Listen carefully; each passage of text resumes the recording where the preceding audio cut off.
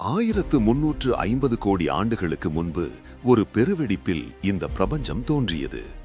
காலம், வெளி, ஆற்றல் எல்லாம் அப்போதுதான் பிறந்தன. அதிலிருந்து பல கோடி ஆண்டுகள் கழித்து நமது பூமி உருவானது. ஆனால் நம் கதை அங்கு தொடங்கவில்லை. நம் கதை சுமார் 25 லட்சம் ஆண்டுகளுக்கு முன்பு ஆப்பிரிக்காவின் மூலை முடுக்குகளில் வாழ்ந்த ஒரு சாதாரண விலங்கிடமிருந்து தொடங்குகிறது. நீங்கள் அந்த காலத்திற்கு சென்று பார்த்தால் அங்கே மனிதர்களைப் போலவே தோற்றமளிக்கும் சில உயிரினங்களை காண்பீர்கள்.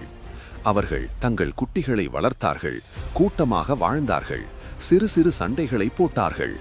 ஆனால் அவர்களை சுற்றியிருந்த கொரில்லாக்களோ, சிம்பன்சிகளோ அல்லது யானைகளோ செய்ததை விட இவர்கள் பெரிதாக எதையும் செய்துவிடவில்லை. சுற்றுச்சூழலில் அவர்கள் ஒரு சாதாரண அங்கம் மட்டுமே. சொல்லப்போனால் அவர்கள் ஒரு முக்கியத்துவமும் இல்லாத விலங்குகள். ஆனால் ஒரு விஷயம், மனித இனம் என்று நாம் இன்று சொல்லும்போது அது நம்மை மட்டும் குறிப்பதல்ல. இன்று உலகில் இருப்பது ஹோமோ சேப்பியன்ஸ் ஆகிய நாம் மட்டும்தான். ஆனால் ஒரு காலத்தில் பூமியில் ஒரே நேரத்தில் பல வகை மனிதர்கள் வாழ்ந்தார்கள். ஐரோப்பாவில் குளிரை தாங்கும் உடல்வாகு கொண்ட நியாண்டர்தாள்கள் இருந்தார்கள். ஆசியாவில் ஹோமோ எரெக்டஸ் என்ற இனம் சுமார் 20 லட்சம் ஆண்டுகள் வாழ்ந்தது. இந்தோனேஷிய தீவுகளில் குள்ள மனிதர்கள் வாழ்ந்தார்கள்.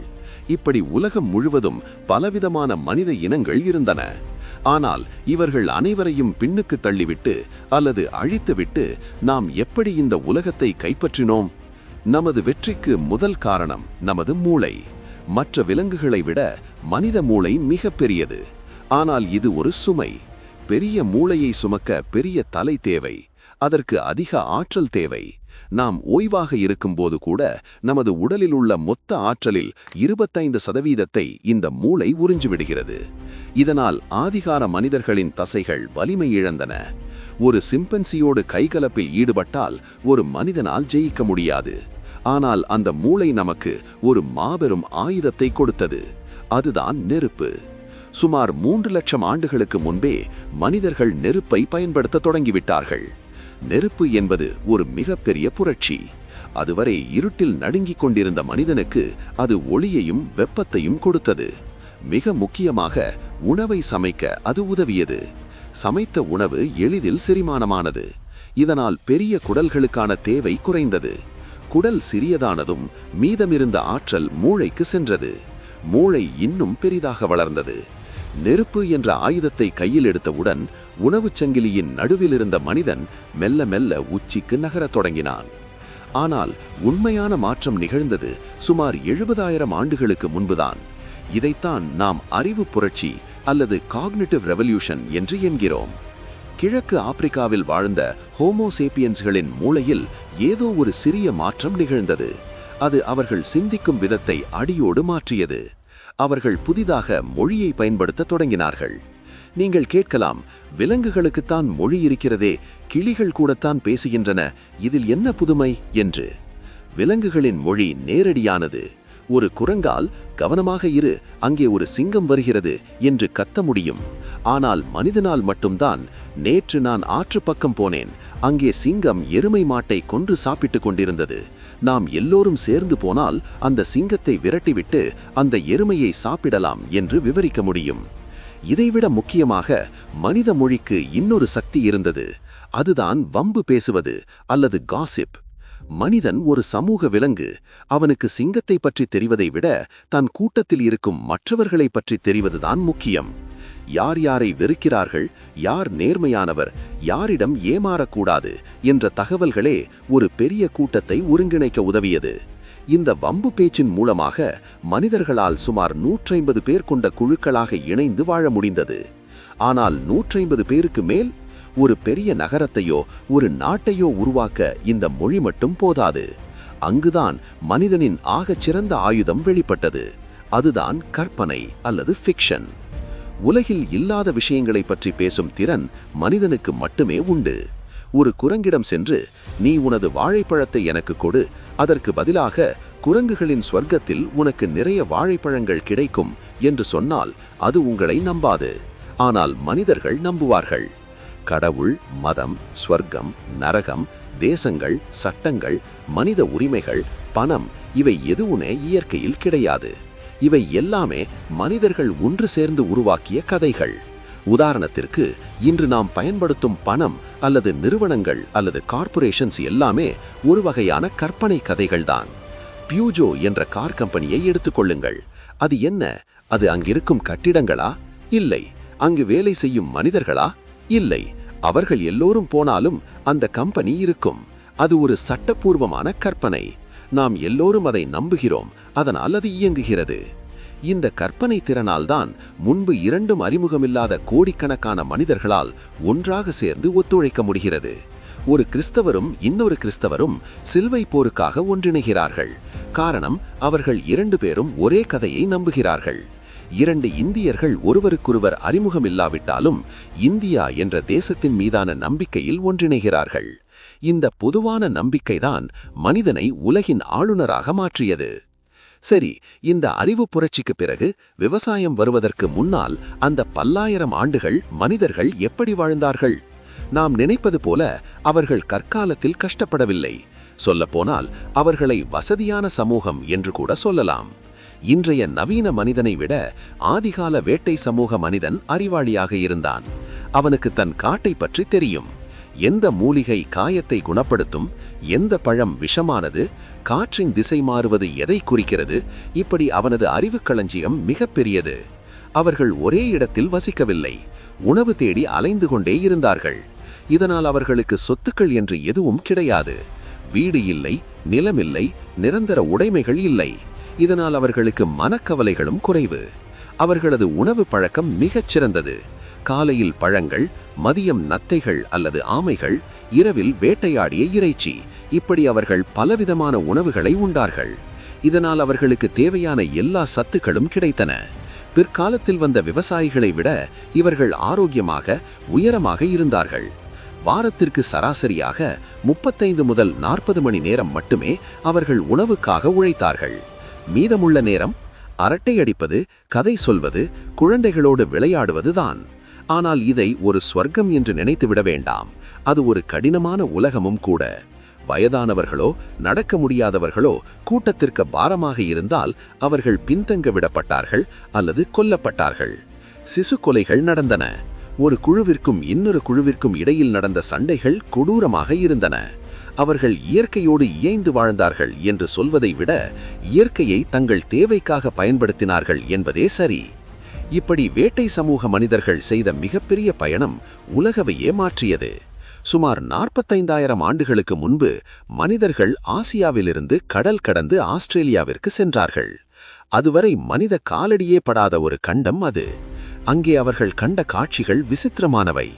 200 கிலோ எடை கொண்ட ராட்சத கங்காருக்கள், சிங்கம் போன்ற பையுள்ள விலங்குகள், அதாவது மார்சூப்பியல் லயன், பெரிய தீக்கோழிகள் என ஒரு தனி உலகமே அங்கே இருந்தது. ஆனால் மனிதன் காலடி வைத்த சில 1000 ஆண்டுகளுக்குள் அங்கிருந்த ராட்சத விலங்குகளில் 90% அழிந்து போயின. இது தற்செயலாக நடந்ததா? இல்லை. மனிதர்கள் வேட்டையாடியதாலும் அவர்கள் காடுகளுக்கு தீ வைத்ததாலும் அந்த சூழல் நாசமானது. ஆஸ்திரேலியாவை தொடர்ந்து சுமார் 16,000 ஆண்டுகளுக்கு முன்பு மனிதர்கள் அமெரிக்க கண்டத்திற்குள் நுழைந்தார்கள். அங்கும் இதே கதைதான். வட அமெரிக்காவின் மாபெரும் மேமோத்கள், சவுத் அமெரிக்காவின் விசித்திர விலங்குகள் எல்லாம் மனிதன் வந்த சிறிது காலத்தில் காணாமல் போயின. நாம் நம்மை இயற்கையின் நண்பர்கள் என்று சொல்லிக்கொள்ள விரும்புகிறோம். ஆனால் வரலாறு என்ன சொல்கிறது என்றால், மனித இனம்தான் வரலாற்றிலேயே மிக பயங்கரமான தொடர்கொலையாளி. சக்கரத்தை கண்டுபிடிப்பதற்கு முன்னாலும், எழுத்துக்களை உருவாக்குவதற்கு முன்னாலும், இரும்பை கண்டுபிடிப்பதற்கு முன்னாலும் வெறும் கற்கருவிகளையும் தீயையும் வைத்துக்கொண்டு மனிதன் உலகின் பாதி பெரிய விலங்கினங்களை அழித்துவிட்டான். இதுதான் முதல் அலை அழிவு. இப்படி அறிவாற்றலால் கதைகளை உருவாக்கி அந்த கதைகளால் ஒன்றிணைந்து நெருப்பாலும் ஆயுதங்களாலும் உலகவையே தன் கட்டுப்பாட்டுக்குள் கொண்டு வந்தான் சேப்பியன்ஸ். காட்டு மிராண்டிகளாக திரிந்தவர்கள் இப்போது ஒரு புதிய புரட்சியை நோக்கி நகர்ந்து கொண்டிருந்தார்கள். அதுவரை காட்டில் கிடைத்ததை உண்டு வாழ்ந்த மனிதன் இயற்கையை கட்டுப்படுத்தி தனக்கான உணவை தானே உற்பத்தி செய்ய நினைத்தான். அதுதான் வரலாற்றின் அடுத்த மாபெரும் திருப்பம். மனிதனை ஒரே இடத்தில் கட்டி போட்ட அந்த மாற்றம் வேளாண் புரட்சி. அது மனிதனை எப்படி மாற்றியது? அது ஒரு வரமா அல்லது மனிதகுலம் செய்த மிகப்பெரிய தவறா? சுமார் 10,000 ஆண்டுகளுக்கு முன்பு வரை மனிதன் ஒரு நாடோடியாகத்தான் வாழ்ந்து கொண்டிருந்தான். அவனது வாழ்க்கை சுதந்திரமாக இருந்தது. காட்டில் கிடைத்ததை உண்டான், வேட்டையாடினான், குகைகளில் உறங்கினான். ஆனால் திடீரென்று ஒரு மாற்றம் நிகழ்ந்தது. மனிதன் விதைகளை மண்ணில் தூவத் தொடங்கினான், பயிர்களை வளர்க்க ஆரம்பித்தான், விலங்குகளை பிடித்து வந்து வேலிகளுக்குள் அடைத்து வளர்க்கத் தொடங்கினான். இதைத்தான் நாம் வேளாண் புரட்சி என்று பெருமையாக சொல்லிக் கொள்கிறோம். பள்ளிக்கூடங்களில் நமக்கு என்ன கற்பிக்கப்படுகிறது? வேளாண் புரட்சி மனிதனை நாகரிகப்படுத்தியது, அவனது வாழ்க்கையை மேலானது, அவனுக்கு பாதுகாப்பான உணவை வழங்கியது என்றுதானே? ஆனால் யுவால் நோவா ஹராரி ஒரு அதிர்ச்சியான உண்மையை முன்வைக்கிறார். வேளாண் புரட்சி என்பது மனிதகுல வரலாற்றிலேயே மிகப்பெரிய ஒரு மோசடி, அதாவது தி பிக்கெஸ்ட் ஃப்ராட் இன் ஹிஸ்டரி. ஏன் அப்படி சொல்கிறோம்? மனிதன் கோதுமையை பழக்கப்படுத்தினானா அல்லது கோதுமை மனிதனை பழக்கப்படுத்தியதா என்று யோசித்து பாருங்கள். 10,000 ஆண்டுகளுக்கு முன்பு வரை கோதுமை என்பது மத்திய கிழக்கில் வளர்ந்த ஒரு சாதாரண காட்டுப்புல். ஆனால் இன்று உலகம் முழுவதும் கோதுமை வளர்ந்து நிற்கிறது. அந்த புல் மனிதனை தன் அடிமையாக மாற்றியது. எப்படி? கோதுமைக்கு தண்ணீர் வேண்டும், மனிதன் குடங்களில் சுமந்து ஊற்றினான். கோதுமைக்கு உரம் வேண்டும், மனிதன் சாணத்தை சுமந்தான். கோதுமையை பூச்சிகள் தாக்கின, மனிதன் பூச்சிகளை விரட்டினான். பாறைகள் கோதுமைக்கு இடைஞ்சலாக இருந்தன, மனிதன் முதுகெலும்பு முறிய பாறைகளை உடைத்தான். மனிதனின் உடல் விவசாய வேலைகளுக்காக வடிவமைக்கப்பட்டதல்ல. அவனது இடுப்பும் முழங்கால்களும் வேட்டையாடுவதற்காகவும் மரங்களில் ஏறுவதற்காகவும் உருவானவை. ஆனால் விவசாயம் அவனுக்கு முதுகு வலியையும் மூட்டு வலியையும் குடலிறுக்கத்தையும் பரிசாக கொடுத்தது. வேட்டைக்காரனாக இருந்தபோது அவன் பலவிதமான உணவுகளை உண்டான்.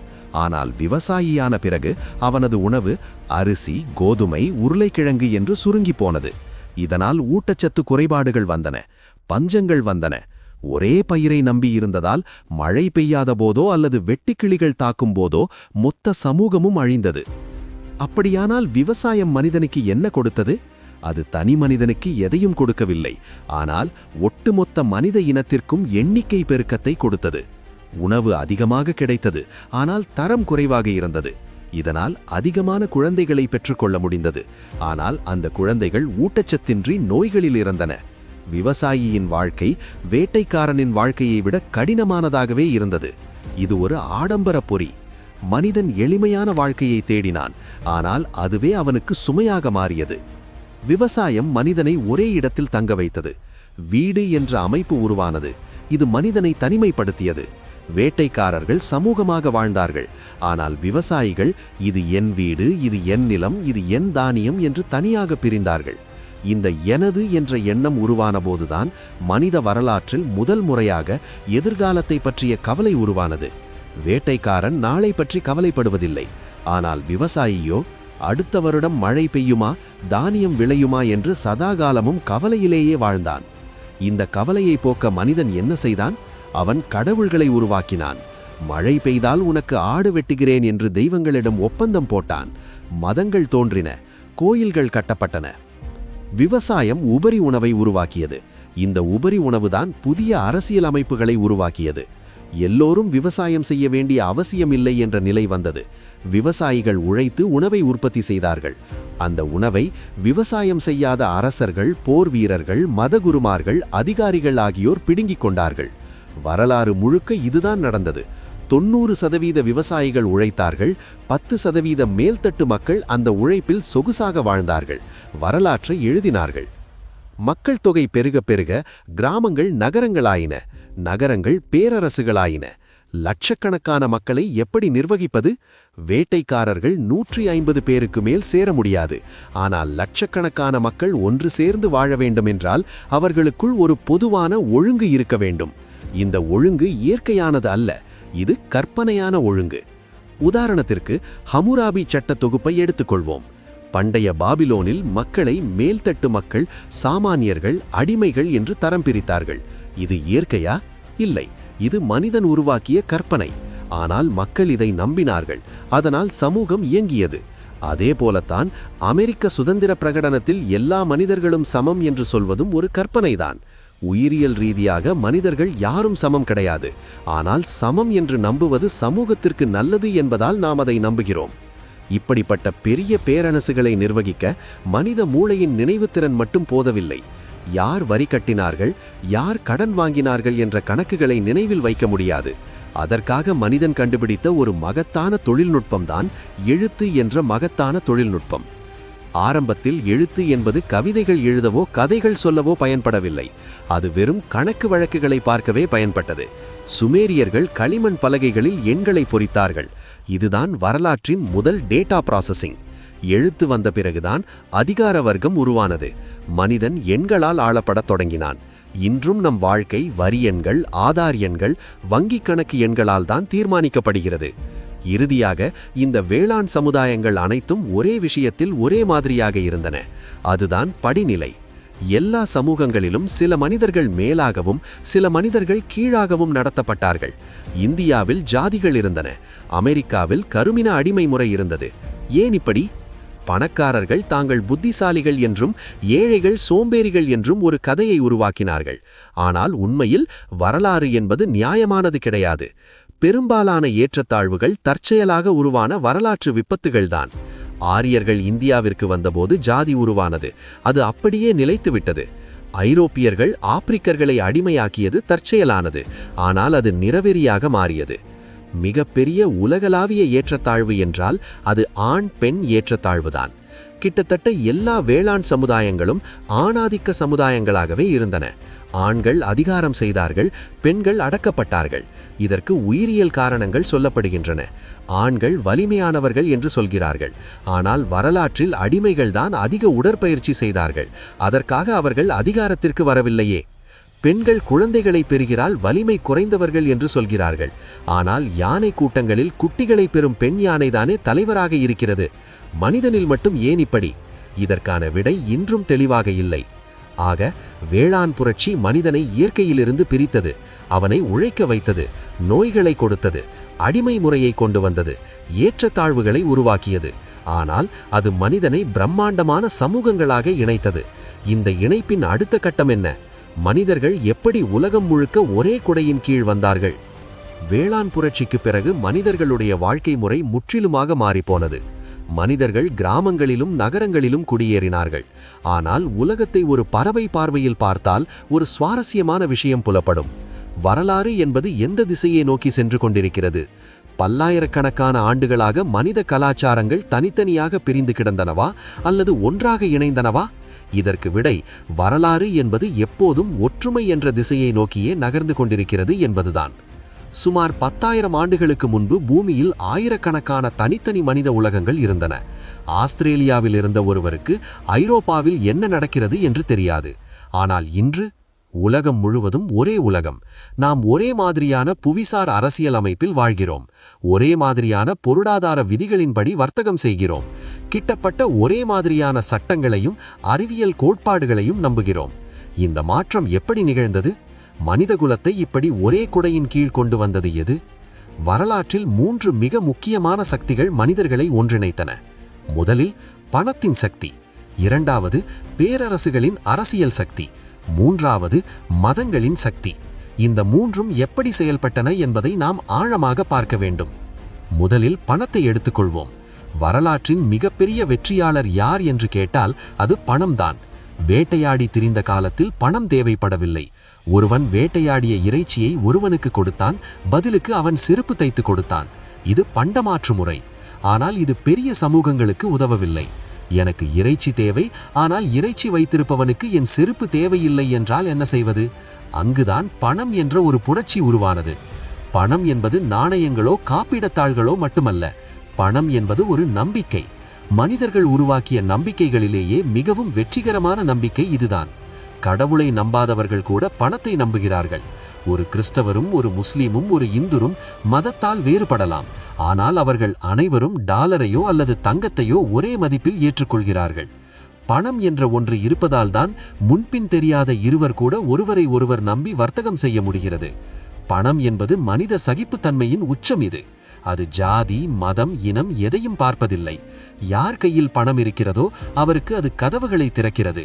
இந்த உலகளாவிய நம்பிக்கைதான் மனிதர்களை முதலில் ஒன்றிணைத்த சங்கிலி. அடுத்ததாக பேரரசுகள்.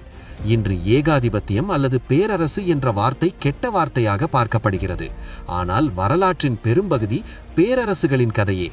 சுமார் 2500 ஆண்டுகளுக்கு முன்பு மனிதர்கள் தாங்கள் வாழ்ந்த சிறிய இனக்குழுக்களை தாண்டி நாம் எல்லோரும் ஒரே ஆட்சியின் கீழ் உள்ளவர்கள் என்ற எண்ணத்தை உருவாக்கினார்கள். பேரரசுகள் வன்முறையால் உருவானவைதான்.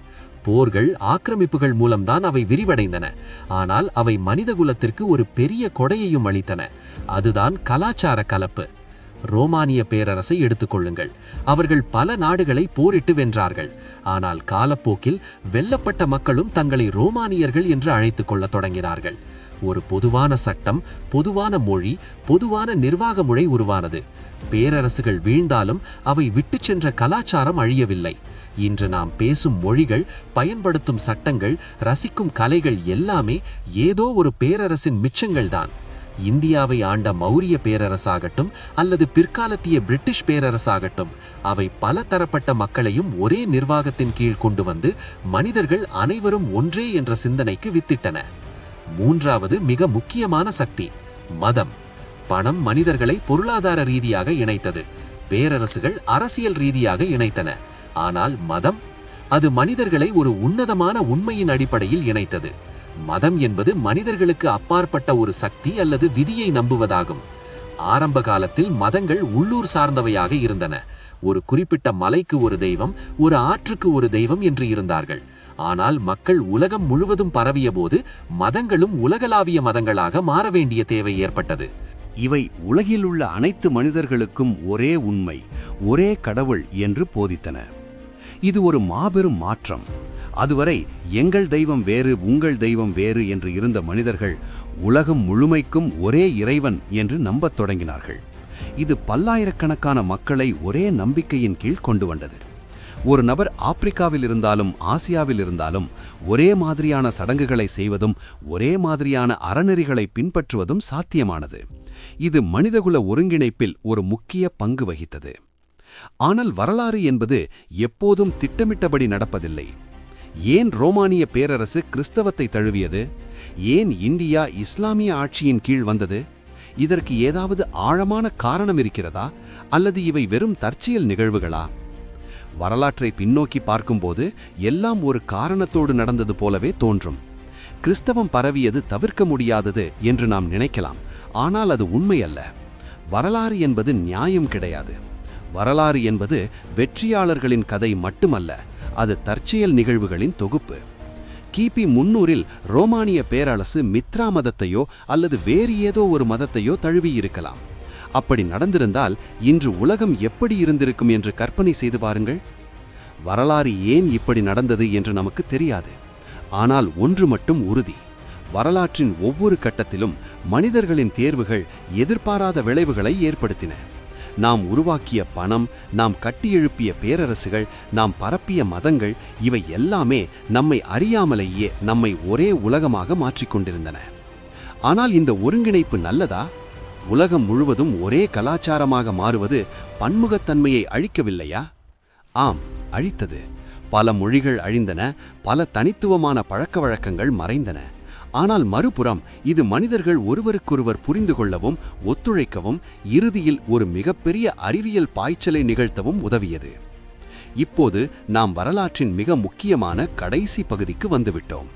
கிபி 1500 வரை மனிதர்கள் தங்கள் அறிவின் மீது பெரிய நம்பிக்கை வைத்திருக்கவில்லை. கடவுள் எல்லாவற்றையும் படைத்தார், எல்லாம் புனித நூல்களில் இருக்கிறது என்று நம்பினார்கள். ஆனால் 1500களுக்கு பிறகு மனிதன் முதன்முறையாக ஒரு விஷயத்தை உரக்கச் சொன்னான். எனக்கு தெரியாது என்று ஒப்புக்கொண்டான். இந்த அறியாமை குறித்த விழிப்புணர்வுதான் அறிவியலின் அடிப்படை. நமக்கு எல்லாம் தெரியாது என்று எப்போது ஒப்புக்கொண்டோமோ அப்போதுதான் நாம் புதிய விஷயங்களை தேடத் தொடங்கினோம். அறிவியல் என்பது வெறும் அறிவை வளர்ப்பது மட்டுமல்ல, அது புதிய ஆற்றல்களை கைப்பற்றுவது. நவீன அறிவியல் கணிதத்தையும் சோதனைகளையும் நம்பியது. ஆனால் அறிவியலுக்கு அதிக பணம் தேவைப்பட்டது. அந்த பணத்தை யார் கொடுத்தார்கள்? அரசுகளும் வணிகர்களும் கொடுத்தார்கள். ஏனென்றால் அறிவியல் அவர்களுக்கு அதிகாரத்தை கொடுத்தது. இதுதான் வரலாற்றின் விசித்திரமான கூட்டணி: அறிவியலும் பேரரசும். ஐரோப்பியர்கள் உலகம் வெல்ல கிளம்பியபோது அவர்கள் கூடவே அறிவியலையும் அழைத்துச் சென்றார்கள். கேப்டன் குக் போன்றவர்கள் புதிய நிலங்களை கண்டுபிடிக்கச் செல்லும்போது கூடவே தாவரவியலாளர்களையும் வானியலாளர்களையும் அழைத்துச் சென்றார்கள். அவர்கள் புதிய நிலங்களை கைப்பற்றினார்கள், அதே சமயம் புதிய அறிவையும் கைப்பற்றினார்கள். இந்த அறிவு அவர்களுக்கு மற்ற கலாச்சாரங்களை விட மிகப்பெரிய அதிகாரத்தை கொடுத்தது. 1800களில் ஐரோப்பா உலகை ஆளத் தொடங்கியதற்கு முக்கிய காரணம் அவர்கள் தொழில்நுட்பத்திலும் சிந்தனையிலும் மற்றவர்களை விட முன்னேறியிருந்ததுதான். இந்த அறிவியல் மற்றும் சாம்ராஜ்யங்களின் வளர்ச்சிக்கு எரிபொருளாக அமைந்தது எது தெரியுமா? அதுதான் முதலாளித்துவம், அதாவது கேபிட்டலிசம். பணம் என்பது வரலாற்றில் ஒரு புதிய வடிவத்தை எடுத்தது. அதுவரை செல்வம் என்பது நிலையானது என்று மக்கள் நினைத்தார்கள். என்னுடைய லாபம் உன்னுடைய நஷ்டம் என்று கருதினார்கள். ஆனால் முதலாளித்துவம் ஒரு புதிய மந்திரத்தை சொன்னது: கடன். எதிர்காலம் சிறப்பாக இருக்கும் என்ற நம்பிக்கையில் இல்லாத பணத்தை உருவாக்கி அதை முதலீடு செய்து பொருளை பெருக்கினார்கள். லாபத்தை மீண்டும் உற்பத்தியில் முதலீடு செய்வது என்ற இந்த சுழற்சிதான் நவீன பொருளாதாரத்தின் இதயம். ஆனால் இந்த முதலாளித்துவம் இரக்கமற்றது. அட்லாண்டிக் அடிமை வர்த்தகம் இதற்கு சாட்சி. சர்க்கரை ஆலைகளில் முதலீடு செய்த ஐரோப்பியர்கள் ஆப்பிரிக்கர்களை அடிமைகளாக பிடித்து வந்து வேலை வாங்கினார்கள். அவர்கள் லாபத்தை மட்டுமே பார்த்தார்கள், மனிதநேயத்தை பார்க்கவில்லை. சுதந்திர மார்க்கெட் என்று நாம் கொண்டாடும் முதலாளித்துவத்தின் பின்னால் கோடிக்கணக்கான மக்களின் இரத்தமும் கண்ணீரும் இருக்கிறது. இதனிடையில் மனிதன் ஆற்றலை பயன்படுத்தும் விதத்தில் ஒரு புரட்சி ஏற்பட்டது. அதுதான் தொழில் புரட்சி, அதாவது இண்டஸ்ட்ரியல் ரெவல்யூஷன். அதுவரை மனிதன் தசை வலிமையையும் விலங்குகளின் உழைப்பையும் நம்பியிருந்தான்.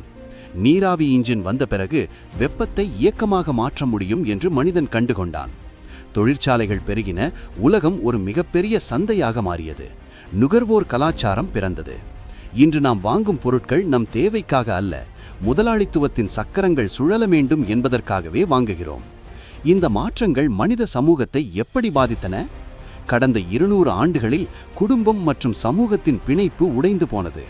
அதற்கு பதிலாக அரசு மற்றும் சந்தை ஆகியவை அந்த இடத்தை பிடித்தன. முன்பு ஒருவருக்கு பிரச்சனை என்றால், இவ்வளவு முன்னேற்றங்களுக்கு பிறகும் ஒரு முக்கியமான கேள்வி எஞ்சியிருக்கிறது: நாம் மகிழ்ச்சியாக இருக்கிறோமா? கற்காலத்தில் வேட்டையாடித் திரிந்த மனிதனை விட, இடைக்காலத்து விவசாயியை விட இன்றைய நவீன மனிதன் அதிக மகிழ்ச்சியாக இருக்கிறானா? வரலாறு இதற்கு தெளிவான பதில் சொல்லவில்லை. வசதிகள் பெருகினிட்டன, ஆனால் மன நிம்மதி பெருகவில்லை. மகிழ்ச்சி என்பது பணத்திலோ வசதியிலோ இல்லை, அது எதிர்பார்ப்புகளுக்கும் உண்மைக்கும் உள்ள இடைவெளியில் இருக்கிறது என்று உளவியல் சொல்கிறது. ஒருவேளை நாம் வரலாற்றிலேயே மிகவும் வசதியான ஆனால் மன நிறைவற்ற சமூகமாக இருக்கக்கூடும். இறுதியாக நாம் வரலாற்றின் விளிம்பில் நிற்கிறோம். சுமார் 4 கோடி ஆண்டுகளாக பூமியில் உயிரினங்கள் இயற்கை தேர்வு என்ற விதிப்படியே பரிணாம வளர்ச்சி அடைந்தன. ஆனால் இப்போது முதல் முறையாக மனிதன் அந்த விதியை மாற்றுகிறான். நாம் நுண்ணறிவுசார் வடிவமைப்பு என்ற யுகத்திற்குள் நுழைகிறோம்.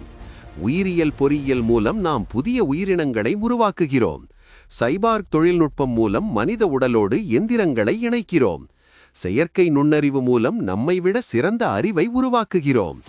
எதிர்காலத்தில் மரணத்தை கூட வெல்லும் முயற்சியில் மனிதன் இறங்கலாம். இதுவரை நாம் ஹோமோ சேப்பியன்ஸ் என்ற அறிவார்ந்த மனிதனாக இருந்தோம். இனி நாம் ஹோமோ டியூஸ் என்ற கடவுள் மனிதனாக மாறப்போகிறோம். நாம் நம்மையே கடவுள்களாக மாற்றிக்கொள்ளும் தருணத்தில் இருக்கிறோம். புதிய உடல்கள், புதிய மனங்கள், சாகாவரம். ஆனால் கேள்வி என்னவென்றால், நாம் எங்கே போகிறோம்? இந்த அபார சக்தியை வைத்துக்கொண்டு நாம் என்ன செய்ய போகிறோம் என்று நமக்கு தெரியவில்லை. ஆபத்தான ஆயுதங்கள், சூழலியல் சீரழிவு, செயற்கை நுண்ணறிவின் அச்சுறுத்தல், இவற்றுக்கு நடுவே ஒரு விலங்காகத் தொடங்கி இப்போது தெய்வ நிலைக்கு உயரத் துடிக்கும் இந்த மனித குரங்கின் கதை எங்கே முடியப் போகிறது? வரலாறு நமக்கு எதை கற்பிக்கிறது என்றால், மாற்றம் ஒன்றுதான் மாறாதது. நாம் இந்த வரலாற்று பயணத்தின் இறுதி பக்கத்திற்கு வந்துவிட்டோம். 70,000 ஆண்டுகளுக்கு முன்பு ஆப்பிரிக்காவின் ஒரு மூலையில் ஹோமோ சேப்பியன்ஸ் என்ற ஒரு சாதாரண விலங்கு வாழ்ந்து கொண்டிருந்தது. அது தன்னை சுற்றியுள்ள சூழ்நிலையை நினைத்து பயந்து கொண்டிருந்தது. சிங்கங்களை கண்டு ஓடியது. வானத்தை அண்ணாந்து பார்த்து மழையை தரும்படி இயற்கையிடம் கெஞ்சியது. அது ஒரு முக்கியத்துவமும் இல்லாத விலங்கு. ஆனால் இன்று அதே விலங்கு இந்த பூமியின் எஜமானனாக மாறியிருக்கிறது. நாம் சிங்கங்களை கூண்டில் அடைத்து வேடிக்கை பார்க்கிறோம். வானிலை மாற்றங்களை கணிக்கிறோம். ஏன், மழையை வரவழைக்கும் வித்தையை கூட கற்றுக்கொண்டோம். நாம் காடுகளை அழித்து நகரங்களை உருவாக்கினோம். நதிகளை திசை திருப்பினோம். இப்போது உயிரினங்களின் மரபணுவையே மாற்றி எழுதும் அளவுக்கு வளர்ந்துவிட்டோம். சுருக்கமாக சொன்னால், நாம் ஒரு காலத்தில் இயற்கையை வணங்கினோம். இப்போது நாமே கடவுளாக மாறத் துடிக்கிறோம். இளமை மாறாத உடல், சாகாவரம், படைக்கும் திறன், இவைதானே கடவுளின் குணங்கள். அறிவியல் என்ற புதிய மதத்தின் மூலம் மனிதன் இந்த குணங்களை அடைய முயற்சிக்கிறான். ஆனால் இங்கே ஒரு முக்கியமான கேள்வியை நாம் கேட்டாக வேண்டும். கடந்த 70,000 ஆண்டுகளில் நாம் அடைந்த இந்த அசுர வளர்ச்சி நம்மை மகிழ்ச்சியாக மாற்றியிருக்கிறதா?